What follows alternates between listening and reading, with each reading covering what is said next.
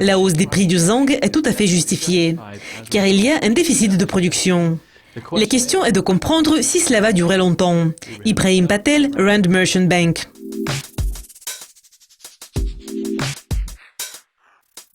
Le zang a récemment atteint son plus haut sur 15 mois et le métal a gagné 44% en 2016. Malgré cette hausse considérable, les investisseurs semblent douter que ce bond soit tout à fait justifié. Quel est votre point de vue à ce sujet ? Je pense que tout d'abord, nous devons examiner ce qui a contribué à la hausse des prix du zang. Le principal facteur de ce bond a été une baisse de l'approvisionnement. Donc, nous voyons une hausse du déficit sur le marché du zang. En Chine, par exemple, les frais de traitement pour le zang sont faibles et il y a de nouvelles règles de sécurité. La Chine a fermé près de 26 mines de zang. MMG a fermé sa mine Century en Australie et la mine Lishin en Irlande. Et Glencore ferme sa production au Pérou et réduit sa production en Australie. Donc, il s'agit d'une baisse de la production de zang et les chiffres le reflètent. Le zang a montré les meilleurs résultats parmi les métaux de base en Europe, mais il s'établit 16% plus bas par rapport à un haut niveau enregistré au premier semestre de l'année dernière. Et au premier semestre de cette année, la production de zang a chuté de 7,7%. Évidemment, cette baisse de production a influencé les prix, dont la hausse est tout à fait justifiée car il y a un déficit de production. La question est de comprendre si cela va durer longtemps. Les commentaires de Janet Yellen en matière de probabilité accrue d'une hausse des taux cette année ont influencé les marchés des métaux, dont les résultats avaient été mitigés. À votre avis, comment est-ce que les mouvements éventuels des taux d'intérêt pourraient influencer les prix du zang d'ici la fin de l'année? Tout d'abord, il faut jeter un coup d'œil au domaine où le zang est utilisé. Le zang est principalement utilisé pour la galvanisation de l'acier. Cela veut dire que la demande de zang est très étroitement liée à la demande d'acier.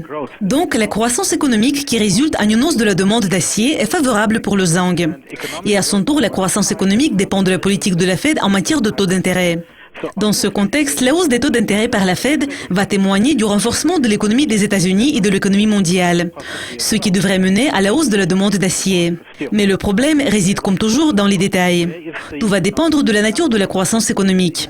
Si elle est soutenue par la traditionnelle industrie lourde, industrie sidérurgique, nous verrons une hausse de la demande. Mais si elle est alimentée par une industrie récente telle que l'industrie des services, la demande d'acier ne va pas augmenter. Donc la hausse des taux d'intérêt devrait témoigner du renforcement économique qui aura une influence positive sur tous les métaux de base, y compris le zang.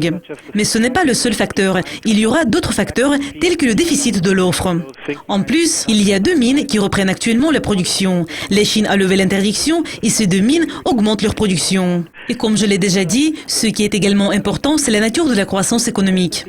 Donc la hausse des taux d'intérêt de la Fed n'est qu'un des facteurs qui pourraient influencer les prix du zang. Et pour conclure, quels sont les facteurs clés qui pourraient influencer les prix du zang à très court terme? Évidemment, nous allons suivre de près les situations en Chine. La question est de comprendre si ces 26 mines de zang fermées vont reprendre leur production. Nous allons suivre de près Glencore pour voir si l'entreprise va normaliser la production en Australie et ce qu'elle va faire avec ces mines au Pérou. Il faudra également faire attention à la baisse des stocks de zang en Chine et d'autre part à la nouvelle production des mines. Il faudra voir s'il y aura de nouvelles mines qui seront mises en exploitation. Et ce qui sera également important, c'est l'état de l'économie mondiale. Nous devons comprendre quelle sorte de reprise nous pourrions voir et quels sont les résultats des autres matières premières, telles que le pétrole, du point de vue de la demande, ce qui est également un indicateur de l'activité économique.